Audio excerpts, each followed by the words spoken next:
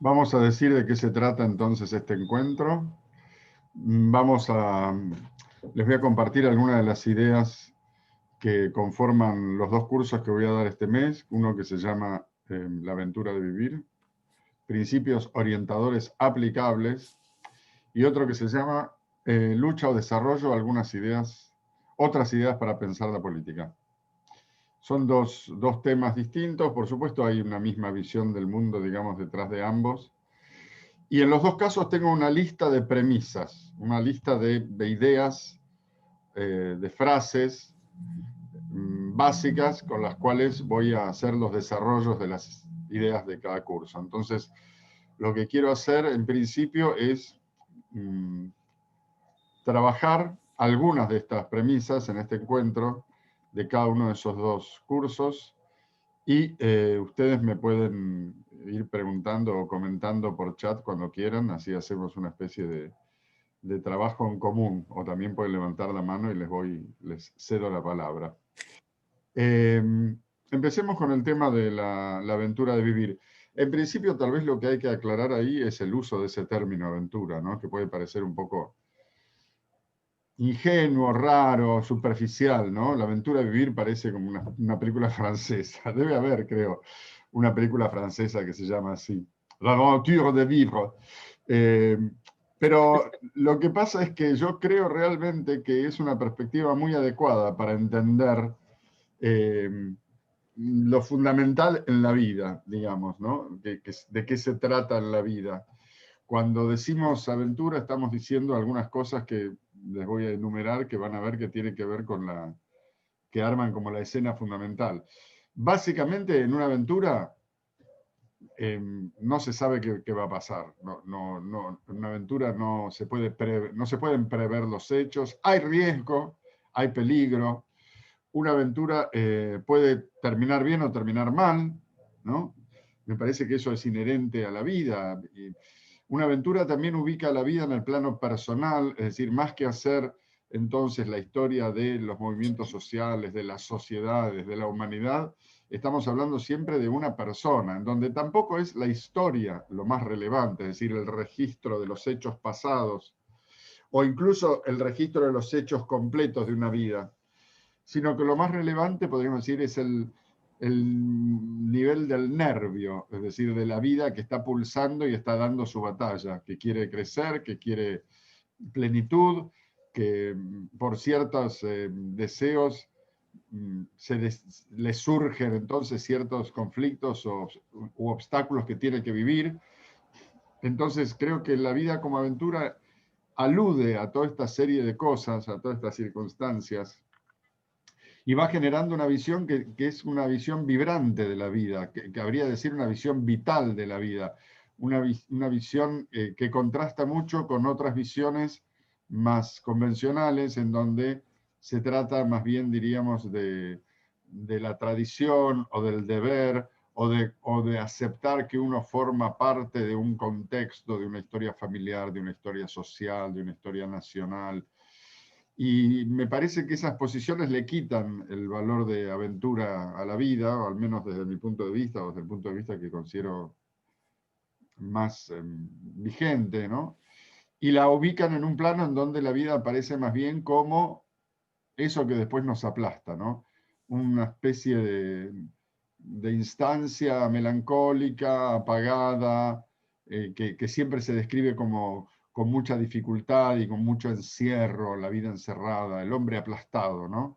Yo jugaba a principios de año con esa Mm. dicotomía, esa imagen que diferencia un hombre aplastado, que es el hombre del sentido común, ¿no? Todo es tan difícil y me la hacen tanto peor y no me dan lo que necesito y la resiliencia, me tengo que hacer de abajo porque los obstáculos son interminables, digamos, esa visión de la vida que es convencional y da lugar a la imagen de un hombre aplastado, y otra en donde el hombre, o la mujer, por supuesto, el ser humano está en pie. Esta sería la posición de la aventura, está en pie, sí, tiene por supuesto un montón de problemas, un montón de dificultades, pero está ahí para dar la batalla, entiende que la vida es esto, que la vida, digamos, nunca nadie dijo que la vida iba a ser sencilla, es absurdo e ignorante pretender que debiera serlo, digamos, eso nos llama mucho la atención, pero es así, digamos. nosotros vivimos en el sentido común, digamos, en la comunicación social, en los medios, etcétera, quejándonos de cómo son las cosas, sin darnos cuenta de que las cosas no son así por un defecto del mundo, o por un defecto de la existencia, o por un defecto personal, sino que la problematicidad de lo real es parte inherente de lo real, y no puede no ser así. Entonces hay una especie de ignorancia en el sentido en que si uno ve la vida humana en cualquier parte del mundo, en cualquier momento de la historia, siempre es todo un quilombo. Y el nuestro no es, por supuesto, para nada de las peores situaciones que se han vivido, que el ser humano ha vivido. Pero igual nosotros, como somos adictos al ser humano aplastado, vivimos sintiendo que esto, mirá, y ahora, y cada vez es peor, y todo es más difícil. Y paradójicamente esa posición, y eso va más para el planteo político, ¿no? Pero como están relacionados lo voy a decir, esa posición como catastrofista, de peso, de dificultad, paradójicamente termina por incrementar el peso en vez de la liviandad. Es decir, hacen que las sociedades sean peores en vez de ser mejores. Una posición un poco más vital, más combativa, más aventurera, daría lugar, o más bien da lugar, a sociedades más excitantes, más estimulantes, con menos pobreza, con menos corrupción, etcétera, etcétera, ¿no? Porque el catastrofismo también es el pretexto del cínico, ¿no? Si son todos una mierda, yo también soy una mierda. ¿Qué querés? Si son todos así. Por eso yo soy así. Problema tuyo, digamos. Eso es un pretexto, ¿no? Bueno, como se ve, y eso también voy a incorporar esto rápidamente y seguimos con el tema de la aventura de vivir, como se ve, los temas de ambos cursos están relacionados. Se trata de una misma posición vital de fondo, ¿no? Creo que hay que abrir el pensamiento de la política a estas cuestiones vitales fundamentales, en donde estamos analizando posiciones existenciales como determinantes de las posiciones políticas. Bien, volvemos a la aventura de vivir. Entonces, yo les voy a comentar algunos de los primeros principios que vamos a trabajar en ese curso. Para empezar, el primer punto sería ¿cómo hago? ¿Cómo hago? ¿Qué hago? El curso La aventura de vivir, se me ocurrió porque una alumna de este año me dijo, bueno, porque había hecho un par de cursos, pensar para hacer, etcétera, me dijo, está todo bien, me encanta la positividad, el entusiasmo, pero ¿cómo se hace? ¿Cómo hago eso en lo concreto de mi vida? Y entonces, en parte quiero responder a esa pregunta con este curso tratando de acercarme lo más posible a los principios orientadores que según mi juicio pueden tener incidencia en una vida, pero en parte también hay que decir que es una pregunta indebida, porque en términos así psicoanalíticos lacanianos diríamos que esa pregunta busca un amo, busca a alguien que le dice tenés que hacer tal cosa, que es lo que uno quiere cuando uno pregunta qué hago, o cuando uno va a terapia, la ilusión es que el otro te va a decir, bueno, mira, lo que vos tenés que hacer es tal y tal. Y el gran absurdo de esa visión es que nadie te puede decir qué haces, porque nadie es vos, nadie es uno, y nadie tiene ni la capacidad, ni la responsabilidad, ni las referencias necesarias para esa respuesta, ¿no? Entonces, el cómo hago, el qué hago es de respuesta estrictamente personal. Y lo que es interesante también ahí es introducir la idea de que esa respuesta no es una respuesta que se establece desde el pensamiento, desde la decisión. No es que la conciencia de uno responde, bueno, tú serás arquitecto y te llamarás Manuel. No, uno surge con un nombre y surge a la existencia con un deseo. Va para algún lado. Uno no decidió su deseo. Uno no decide si le gustan los hombres, las mujeres o ambos. Uno no decide qué temas le interesan, con qué personas le gusta juntarse, no elige qué actividades le gustan. Todas esas cosas que no elegimos no son, por supuesto, determinaciones que el sistema nos impone limitando nuestra libertad, sino que son más bien la expresión de nuestra identidad. La identidad es todo eso que somos sin haberlo elegido. Y la identidad es básicamente dentro de ese movimiento nuestro deseo, nuestro querer. Uno es lo que quiere. No es mi familia, el pasado, la sociedad. Todas esas son respuestas falsas que buscan llenar la dificultad de tener que dar una respuesta existencial directa. Entonces, ¿cómo se responde el qué tengo que hacer? Se responde en los hechos, en la acción, y mucho más dejándose llevar por las cosas, de acuerdo a lo que a uno le va pasando, que por decisiones fundamentales tomadas con la conciencia. Tenemos que desconfiar mucho de la conciencia. Nosotros no somos nuestro pensamiento, nosotros somos algo mucho más enorme que nuestro pensamiento, y es bueno ubicar nuestro pensamiento, que por supuesto es útil y valioso, ubicarlo como parte estratégica de ese conjunto de cosas que lo exceden. Entonces, es lindo pensar, es útil, porque, por ejemplo, nos permite entender esto, que nuestra identidad no tiene que ver con el contexto social o con la familia, sino con nuestro deseo. Si mi deseo es formar parte de esa familia y preservar cierta tradición, está muy bien, pero porque es tu deseo, no porque hay un mandato o porque esa sea de manera objetiva la verdad de tu ser. Tu ser no tiene más verdad que tu querer, diríamos, ¿no? Bueno, todo eso lo vamos a desplegar más. Después el segundo punto, voy a leer un par de cositas más y después les voy a pedir a ustedes que me ayuden. Ya pueden ir en el chat, por favor, poniendo algunas preguntas o comentarios que me ayudan mucho porque mejoran la conversación. En la medida en que vamos charlando, esto se pone más interesante. El segundo principio que anoté aquí como premisas de la aventura de vivir es el que llamo el imperfeccionismo, que es una idea que tomo así en su expresión concreta del libro de Woody Allen, a propósito de nada, que es la autobiografía extraordinaria que sacó este año, donde cuenta su pasión por las artes que le interesan, la música, el humor, el cine, la literatura, etc. Lindísimo libro. Y él cuenta que su sistema él lo llama el imperfeccionismo, así él dice que no es un director de cine que se quede hasta medianoche obsesivamente trabajando en cada toma y haciendo otra toma más por si tal fracasa y una contratoma para tener más variedad en el momento de la edición, sino que el tipo hace lo más rápido que puede las escenas del día y quiere volver a la casa al caer la noche para acariciar a sus hijas y ver el partido, dice.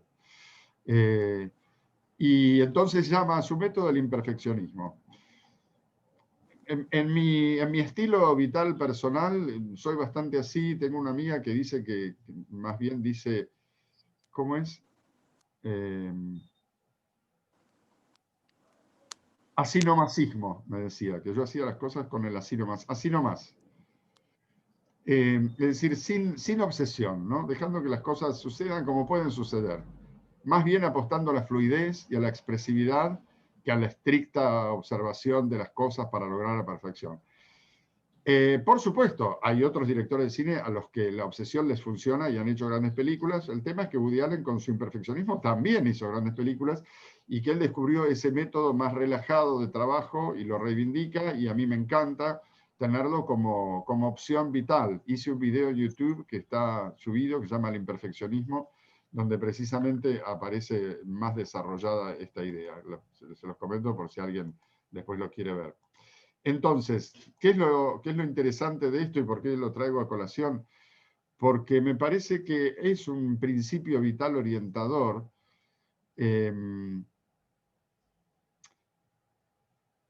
entender que la imperfección es más conducente que el perfeccionismo. Esto está investigado en psicología positiva, ha probado con diversos experimentos que el perfeccionismo empeora el desempeño y disminuye la calidad de vida, digamos, el disfrute vital. Los equipos de trabajo perfeccionistas se desempeñan peor, trabajan peor que los equipos de trabajo más flexibles. Entonces, el imperfeccionismo sería un buen fondo para situar la propia vida y para pensarse a sí mismo y para hacer las cosas que uno quiere. En vez de pretender llegar a una forma pura, ideal, sin mácula, entender que la vida es algo que sucede siempre en el rango del más o menos, digamos, y que el más o menos no implica una renuncia, sino que es el camino para las grandes satisfacciones, porque el punto es este, ¿no? Daría la impresión de que si uno dice, bueno, todo es más o menos, nos estamos de alguna manera resignando a vivir mal. No, por el contrario, estamos diciendo, vivir bien implica aceptar cierto vaivén de la realidad, que siempre va a ser medio un quilombo y medio imperfecta.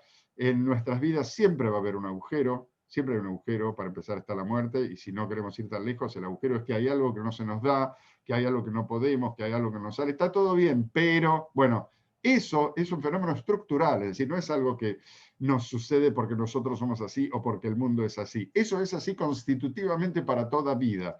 Y si alguien pretende decir, en mi vida todo es perfecto, está mintiendo. Es decir, uno siempre tiene una zona en donde hay algo que no se da, algo que no se puede, algo que no entiendo, algo que me cuesta. Es así. Paradójicamente, podemos mucho más cuando aceptamos ese rasgo de la vida que cuando nos peleamos con él. Bueno, acá tenemos una primera intervención en el chat. Teresa Pirozzi dice, uno hace lo que quiere. Pienso que a veces hacemos lo que podemos. Sí, bueno, me gusta. Uno hace de lo que quiere lo que puede, ¿no? Es también la aceptación de la relatividad, decir, bueno, uno hace lo que puede. Yo ya lo he comentado en otras oportunidades. Para mí, el epitafio universal, la frase que tendría que estar escrita en todas las tumbas es, hizo lo que pudo. Y algunos pueden mucho y otros pueden poco. Y es así. Y esa diferencia de capacidad no tiene que ver con algo malo que se está haciendo socialmente. Tiene que ver con la diferencia entre las personas. Algunas tienen más suerte que otras y aparte algunas tienen de origen más capacidad que otras. Y no hay con qué dar. Claro, Esto claro. es una realidad que nosotros nos empeñamos en negar todo el tiempo. Nosotros nos gusta pensar socialmente que todo individuo es equivalente y puesto en las mismas condiciones siempre va a dar los mismos resultados. ¡Absurdo! Dentro de una misma familia, dentro de una misma clase en una escuela, dentro de un mismo trabajo, hay diferencias de capacidad todo el tiempo. Y según mi visión, las personas que tienen más capacidad tienen que tener a su favor todo para poder desarrollar esa capacidad, porque esa capacidad no solo es disfrutable y satisfactoria para el individuo, sino que es la forma, el carril por donde aparece el aporte del individuo al conjunto social. Bueno, muy bien, Teresa. A mí me gusta la idea de entender que hay algo que uno puede. Lo cual tampoco nos tiene que llevar a la resignación. Si uno tiene resignación, se va a resignar siempre, pero uno puede decir, yo creo que hago lo que puedo, pero no sé cuánto puedo. Entonces siempre estoy tratando de hacer algo. Siempre me sale estar en ese nivel de intento, porque mi deseo es así, va para ese lado. Entonces, no voy a hacer más que lo que puedo, pero no sé qué puedo. Entonces uno lo va descubriendo a medida que avanza.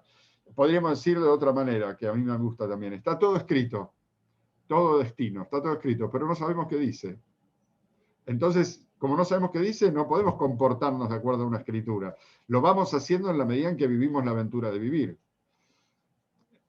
Es una manera de congeniar perspectivas, ¿no? Bueno, ¿y los demás qué dicen? ¿No me quieren escribir aquí algún comentario? Mientras yo voy buscando la premisa que sigue para seguir desarrollando, que es la siguiente. La realidad que orienta. Esto me parece que es también muy lindo y lo vengo entendiendo hace poco. ¿Qué quiere decir la realidad que orienta? Cuando uno hace la pregunta, ¿cómo hago? ¿Qué hago? ¿Qué tengo que hacer? Es decir, buscando que otro te dé la respuesta respecto de me separo, no me separo, me voy a vivir afuera, me quedo, trabajo de recepcionista o estudio arquitectura. ¿Qué hago? ¿Qué hago? Cuando uno busca esa respuesta, busca un amo, alguien que le diga, vos, tú tienes que hacer tal cosa, por lo cual sería una solución, pero imperfecta, sí, imperfecta. Vale, si es imperfecta, eso no sería un problema. La solución esa no es tan valiosa porque, digamos, te salva de la resolución real. La resolución real es meterte en el despelote de vivir e ir viendo qué pasa. Pero ahí, en ese ir viendo qué pasa, tiene sentido esto que yo les acabo de decir. La realidad orienta, es decir, supongamos que yo tengo 18 años o 20, empiezo la carrera de arquitectura, con dudas. ¿Qué hago? ¿Soy arquitecto? ¿Estudio biología? ¿Me dedico a fundar un emprendimiento? En vez de estudiar, trato de ganar plata. ¿Trabajo en algo, en la empresa familiar, suponiendo que lo hubiera, ¿no? Entonces digo, bueno, no, voy a estudiar arquitectura. ¿Qué es lo que te orienta para saber si ese intento es valioso o no? Lo que vaya a pasar. La pregunta uno no se la tiene que hacer a otro, la pregunta uno se la hace a la realidad. ¿Y cómo se hace la pregunta? Con los hechos. Si uno empieza a estudiar arquitectura, empieza a hacer la experiencia de esa carrera, ahí va a obtener la respuesta, porque van a pasar cosas. Uno se va a entusiasmar, o uno se va a embolar, o uno va a decir, sí, esto es lo que me gusta, pero no me gusta estudiarlo aquí, o no me gusta este profesor, o lo tengo que complementar con tal cosa, o la realidad te va orientando, la realidad responde con hechos, y uno tiene que saber leer esos hechos o vivir interactuando con esos hechos para obtener la orientación que le falta y que uno querría ver venir de un otro todopoderoso, pero, digamos, cosa que no va a conseguir nunca porque no es así. Joseph dice, la capacidad o la inteligencia, ¿cuál es el rasgo que mayor aporta a la vida? Lo que pasa es que yo creo que la inteligencia sería una de las capacidades, Joseph, yo te propongo pensarlo así, digamos, la capacidad es amplia, es un gran conjunto de cosas. Uno puede tener inteligencia, uno puede tener capacidad de pensar explícitamente en palabras, uno puede no tener esa capacidad, pero sí tener inteligencia vital, es decir, saber manejarse con situaciones, poder resolver cosas fácilmente. Hay personas a las que ciertas resoluciones le cuestan muchísimo y a otras no tanto. Hay personas más capaces de detectar su deseo y de modificar su realidad que otras. Hay personas con más capacidad social a las cuales el trato les cuesta menos, tienen menos timidez, se sienten menos amenazadas. Hay personas que tienen un don para la música, un don para la decoración. Hay personas que tienen un don para el amor, que fácilmente saben querer y saben disfrutar de otros. Hay 1000 capacidades distintas y esas son expresiones personales, ¿no? Entonces, la inteligencia sería como dentro de ese gran conjunto un ítem, me parece a mí, ¿no? Y por supuesto la inteligencia para mí no hay que ubicarla en el plano del pensamiento consciente exclusivamente, que es esto, hablar. Hablar y decir y pensar y ser capaz de transmitirlo. Eso es un modo de la inteligencia. Hay personas que no hacen eso, no saben hacer, o no les sale, o no les interesa, o no tienen eso, pero tienen una gran inteligencia vital en cuanto a cómo vivir y cómo obtener satisfacciones en la vida, satisfacciones de amor, satisfacciones laborales, satisfacciones de todo tipo. Y entonces yo hablaría ahí también de una gran inteligencia, aunque no hay palabras en ese saber o en esa capacidad, ¿no? Esto me parece muy importante, porque si no, si estamos ligando siempre inteligencia a palabra, estamos haciendo demasiado énfasis en la conciencia. La conciencia es esto que tenemos, lo representamos como acá en la frente, ¿no? Como en la cabeza. Es este decir cosas a los demás, decirse a uno mismo, el mirarse, saber de sí. Y la conciencia es apenas una parte de todo lo que es uno. Uno es básicamente un cuerpo y hay 1000 cosas que son inconscientes en el cuerpo. No inconscientes porque estén guardadas secretamente y sean en el fondo palabras que podríamos averiguar, sino porque no forman parte de la conciencia. La actividad hepática, nuestros riñones, nuestros músculos, el corazón, la sangre, la mayor parte de nuestra existencia corporal no es consciente. Y esa es nuestra realidad más real. La conciencia es una superficie, un pedacito interesante, útil, peligroso, porque nos puede enfermar si uno le da mucha bola a eso y cree que todo pasa por ese nivel, deforma su existencia, ¿no? Pero bueno, es bueno saberlo. Acá tenemos otra intervención de Mariana que dice, dentro del imperfeccionismo cabría la posibilidad de aplicar el siempre se puede más. Sería lo opuesto al método relajado de orientador como guía vital. A mí el siempre se puede más, la verdad, no me gusta mucho como principio, porque creo que lo que guía es más el disfrute que la exigencia. Digamos, la búsqueda de más es una búsqueda un poco externa, es decir, implica una mirada externa. Tengo uno, tengo que llegar a dos. Cuando en realidad uno tiene uno y disfruta de uno, y probablemente ese disfrute sea creativo y haga que uno se transforme en dos, que se transforme en tres, que se transforme en cuatro. Entonces yo lo veo más, la evolución, el desarrollo, el crecimiento, lo veo más ligado al disfrute, es decir, a la capacidad de satisfacción. Yo no creo para nada en ese principio absurdo de que es la insatisfacción lo que nos hace crecer, y el dolor y la carencia, para nada. Yo creo más bien que lo que nos hace crecer es la capacidad de satisfacción, y en la medida en que vamos logrando satisfacciones, somos capaces de más, de otras cosas. Pero no por búsqueda de más, no por búsqueda de una imagen externa que digan, mirá, puedo más, ¿viste? Ahora puedo más que... Sino que uno mismo va ligando un momento a otro y probablemente no siente que sea más, siente que es la satisfacción de hoy, la satisfacción presente, que es valiosa porque es satisfactoria, ¿no? Digamos. Bueno, todo eso requiere como bastantes desarrollos, pero está muy bien explicado en la psicología positiva, que es una rama de la psicología que no tiene 20 años, que hizo muchas investigaciones sobre este tema, en donde se identifica al crecimiento con esto, con la capacidad de darse gusto y de lograr bienestar y satisfacción, no con la exigencia. No es que voy a lograr crecimiento porque me presiono mucho. Es probable que haya muchos logros en ese camino, pero después pasa, como cuenta mi analista, algunos casos de la persona muy exitosa que llega al consultorio y dice, no quiero ser quien soy. No sé quién, o sea, me siento vacío. ¿Por qué? Porque lograste muchas cosas que son valiosas miradas externamente, pero que no han resultado satisfactorias. Mientras que otras vidas, mucho menos destacables desde un punto de vista objetivo, son mucho más capaces de engendrar su propia satisfacción y de lograrse. Bueno, ayúdenme, che, coméntenme algo más. A ver, ¿quién más quiere? Están muy buenos los comentarios. Miren cómo mejora el tema y me va permitiendo completar un poco lo que quiero decir. Mientras yo voy acá buscando. Si alguien quiere hablar, también levanta la manito. Yo voy por acá buscando las premisas de la cosa política.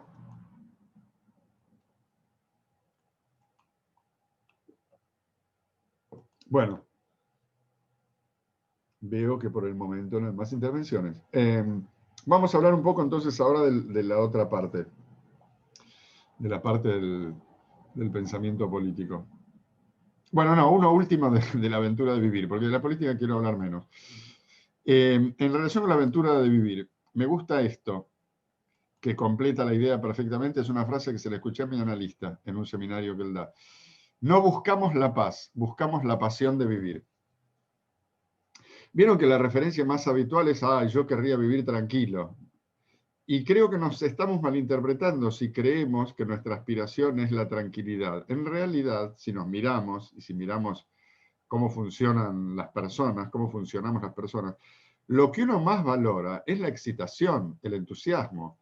Es decir, una vida vibrante, que no tiene que ver con grandes cosas. Vibrante puede ser tu cotidianidad disfrutada, ¿no? Es eso. Pero buscamos la pasión, buscamos esa satisfacción, no buscamos la tranquilidad. Yo creo que uno busca la tranquilidad cuando no tiene posibilidad de desarrollar su pasión, por decirlo así, como plan B, como premio consuelo, ¿no? Pero creo que el objetivo vital que nos sale tener de una manera bastante espontánea es más bien la pasión, la excitación, el disfrute, la acción, el movimiento, la creatividad, el logro, etcétera, ¿no? Bueno, en relación con la cosa política, que es el otro curso que voy a dar, me gustaría, para empezar, decir cuáles van a ser las coordenadas. No voy a hablar de la coyuntura, es decir, no voy a hablar de la situación argentina actual ni de la situación actual de ningún lado. No voy a trabajar con nombres propios, no voy a decir tal persona, tal otra persona. Yo lo que quiero es superar esa perspectiva yendo hacia cuestiones de fondo. ¿Qué son las cuestiones de fondo? Tratar de entender lo que sucede en la política pensando en estas coordenadas que estamos también planteando para la experiencia personal. Es por eso que el título contiene la diferenciación entre lucha y desarrollo como principal distinción política. ¿En qué consiste esto? Una política de lucha es una política basada en el enemigo, en la necesidad de derrotar al enemigo, en la idea de que el desarrollo está impedido porque hay alguien malo que está haciendo lo que no debe y que tenemos que ser agresivos y derrotar al malo. Y la política basada en la lucha no puede ir mucho más allá, se queda siempre en ese nivel y aun cuando el malo no exista muy claramente o cuando sea derrotado, nunca llega el momento del desarrollo. Me acuerdo hace mucho, lo escuché a alguien decir que los políticos se aburren con la gestión. El político convencional, el político de la lucha, que es la mayor parte de la política, no le interesa hacer cosas lindas, hacer cosas buenas para la sociedad, le interesa obtener el poder. Después no sabe para qué lo quiere para conservarlo, para tenerlo, para hacer el más, para tener razón. Bueno, esa es la política de la lucha. La política de desarrollo, en cambio, consiste en que ganás las elecciones, es decir, participás en la lucha hasta obtener el resultado electoral, y después querés hacer cosas. Entonces pagaste el precio de hacer política para hacer cosas. El político de la lucha no le interesa hacer cosas, y no paga el precio de la lucha, se copa con la lucha, se siente realizado en la lucha. Es su pretexto vital, ordena su mundo a partir de la existencia de un malo al que tiene que vencer. El político de desarrollo, en cambio, quiere zafar de la lucha para por fin poder dedicarse a hacer crecer la sociedad, desarrollar, hacer cosas mejorar las condiciones de vida, mejorar la economía, etcétera, etcétera. Por supuesto que me parece superior este segundo planteo y me parece que es muy clara la distinción. Yo me acuerdo que esto lo publiqué en un artículo en La Nación hace unos años, llevado por la idea de que ya estaba harto de dar nombres y de hablar mal de los que para mí merecen que se hable mal de ellos, y quise plantear el tema en pensamientos sin los nombres. Entonces identifiqué este eje que me parece muy, muy interesante y que da lugar a un montón de consideraciones, ¿no? Bueno, el primer punto del trabajo en ideas políticas del curso este es que el pensamiento político es pensamiento de acción. Quiere decir que es un pensamiento estratégico. Uno no quiere entender las sociedades porque es un espíritu que tiene curiosidad por las cosas que suceden en el universo. Uno quiere entender para poder operar ahí. Entonces es un pensamiento utilitario, por decirlo así, como yo creo que es todo pensamiento, también el pensamiento existencial personal, ¿no? Pero me parece que es una nota importante decir esto con claridad, ¿no? Que el pensamiento político siempre está ligado a una realidad en la que hay que intervenir. Lo que pasa es que esa intervención en la realidad implica, para mi gusto, salir un poco de la coyuntura, para ser más eficaz. No digo para no meterse con las cosas concretas, digo, para ser más eficaz políticamente hay que ver más la gran escena. La coyuntura siempre es lo puntual, la discusión de esta semana. Y eso te lleva a una deformación de la mirada, quieras que no, porque te lleva a la lucha. Mientras que la gran capacidad que uno puede tener de construir consensos y construir poder y de ganar elecciones tiene que ver con otra mirada, que por supuesto es difícil, pero que yo intento ayudar a poner en juego. Bueno, y lo otro, que también me parece muy interesante decirlo con claridad y que tiene que ver con mi experiencia con el gobierno anterior, es que gobernar, la premisa es esta, gobernar es tarea imposible. ¿Qué quiere decir eso? Que está atada, gobernar está atado a una decepción inherente. No podés no decepcionar gobernando. ¿Por qué?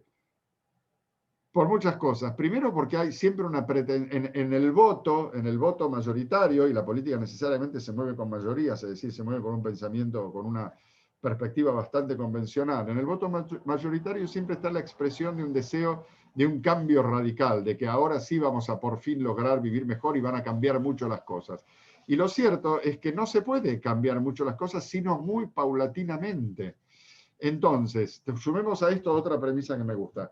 Cuando un gobierno asume el gobierno, cuando un grupo asume el gobierno, tiene una determinada cantidad de problemas. Cuando termine, lo que va a haber hecho es cambiar esos problemas por otros problemas.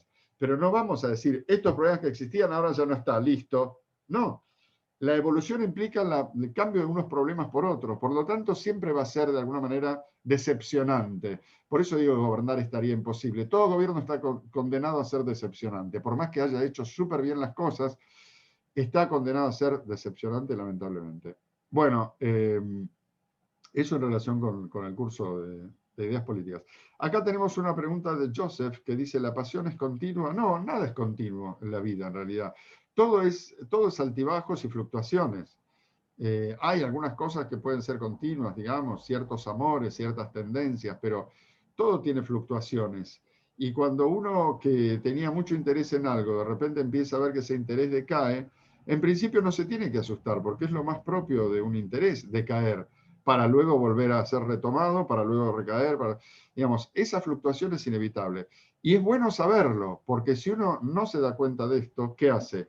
Aparece la caída y se asusta y dice, no, esto no era para mí. Yo pensaba que iba a ser arquitecto, qué pelotudo. No, es que ser arquitecto implica entusiasmarse, después desentusiasmarse un poco, después entusiasmarse de otra manera, porque aparte en la caída del interés, lo que muchas veces pasa, si uno no se asusta, es que se está reformulando ese interés y cuando reaparece más maduro, más crecido, más desarrollado. Es como si uno en esos momentos de desazón estuviera gestando formas nuevas. Si uno se asusta y abandona, cagó. Si uno no se asusta y sigue, aparecen esas formas nuevas y van permitiendo un relanzamiento, digamos, del proceso.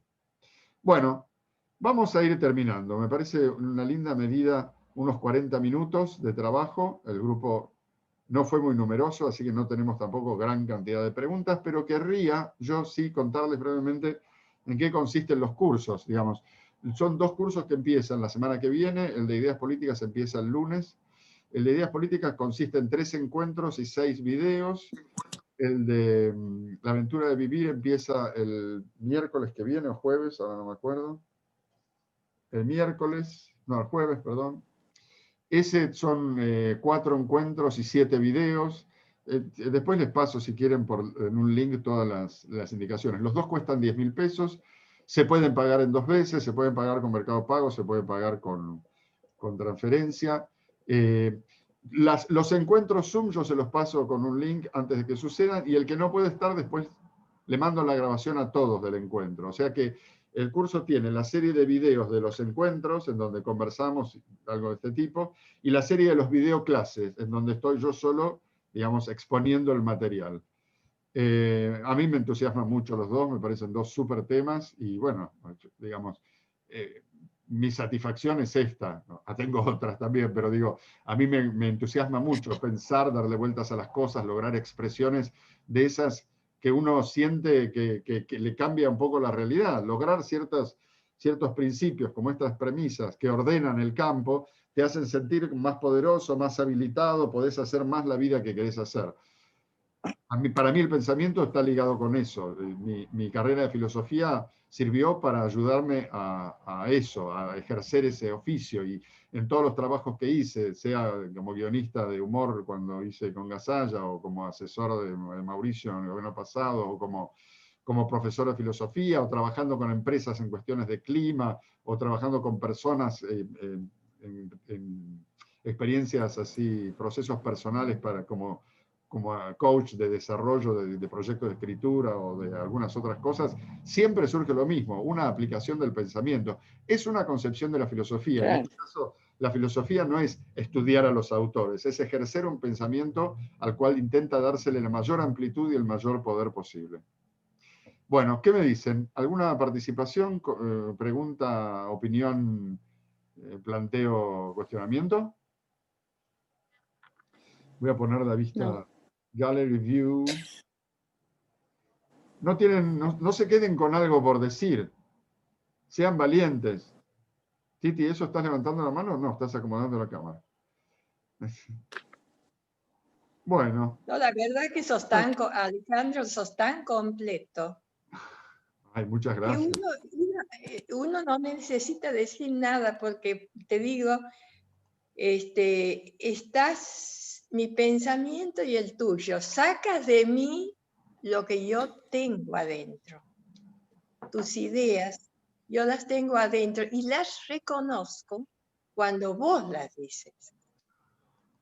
Bueno, esto que decís es buenísimo, porque yo también siento eso con algunos autores o personas que me interesan y a las que escucho porque me ayudan. Exactamente eso. Uno siente, esto es lo que yo pensaba, ¿no? Esto es lo que yo siento y todavía no pude decir. Lo bueno es que cuando uno encuentra esa expresión, entonces la usa mejor y puede dar el paso siguiente. Es un trabajo de retroalimentación que hacemos entre todos, ¿viste? Yo también tengo como algunos amigos o algunos autores a los que leo que digo, es esto mismo, ¿viste? Lo mismo que dijiste vos. Está buenísimo. Pero Me alegra vos, mucho que te pase conmigo. te digo, vos tienes un don fantástico. Gracias.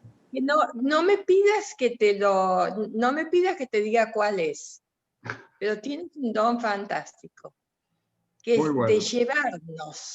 de llevarnos. No es fácil tener lo que vos tienes.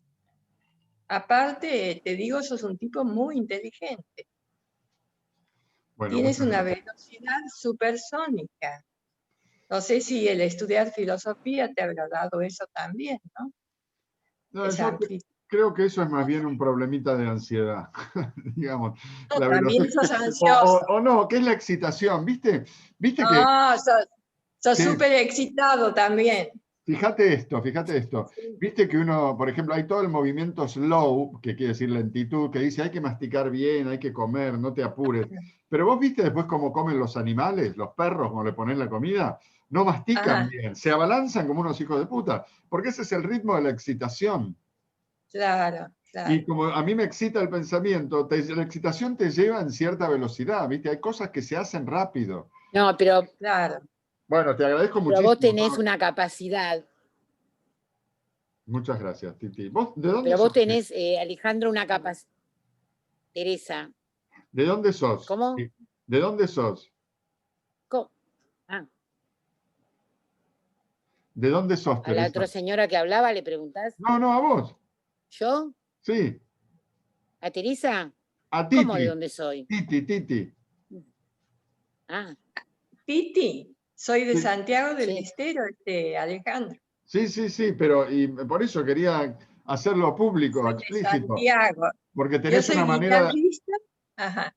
Te aclaro que soy guitarrista. El acento. Soy guitarrista clásica. No, qué Sí. genial, Y si te muestro las guitarras que tengo aquí, te caes. increíble. No, me Sí, gustaría tengo un montón escucharte. de... O sea, estoy en pareja con un luthier, No, que qué es bueno, uno de los grandes luthieres que hay en la Argentina y en el mundo. Y bueno, si algún día quieres venir a casa, te vienes qué y lindo, tocas las muchísimas guitarras. gracias. Che, ¿tenés cosas tuyas subidas online a No, si YouTube? quieres, no, te puedo mandar una página que es la de Luthier Salmone, y ahí me puedes ver a mí ¿Y tocar. por qué no la pones acá en el chat? Que seguro a uno más del grupo, a algunos más les puede interesar. Acá Porque no sé cómo se Bueno, pone. vos decime, www, www.guitarsalmone.com.ar. Guitar Salmone, ahí está. Bueno, fabuloso, Titi, qué Y bueno. ahí te vas a galería, y en galería hay una chica con una blusita lila que soy yo. Buenísimo, bueno, lo voy a ver. Muy bueno, che. Dale, vele. Y Muy también interesante. escribo. Ajá, y Che, también escribo, te aviso, ¿no? O buenísimo. sea, yo la escritura la tengo en la punta del dedo. Y tocar la guitarra, soy intérprete. O sea, Fabuloso. tengo creatividad para escribir. Buenísimo. Muy bueno. Intérprete para la música. Muy bueno. Bueno, esa soy yo, Alejandro. Bueno, ya estaremos en contacto. Voy a explorar tu página y cualquier cosa nos No, escribimos. la página no es mía, ¿no? Ah, Es de mi pareja, te bien. aclaro. Pero Pero ahí estás si vos. algún día quieres venir a casa, porque me parece que vos tocas la guitarra, ¿sí o no? Sí, yo toco el bajo y la guitarra, pero soy más rockero, es otra Bueno, onda, vos sos un más, rockero. más popular. A mí, Pero me encanta la música clásica, hace claro. décadas que escucho más música clásica que rock. Bueno, quiero ¿Qué terminar guitarra? esto, Ajá, ¿saben bueno. por qué? Porque quiero poner la grabación en YouTube y que no sea muy larga, para que después otros puedan verla y no decir, uy, no, es larguísima. Bueno, Entonces, estemos en contacto. Titi, me encantó lo que contaste. dale. Les agradezco mucho a todos y seguimos por redes y por mail. Todos ustedes tienen mis datos. Chao. Bueno, dale. Muchas Bueno, gracias. Eso. chau. Chao.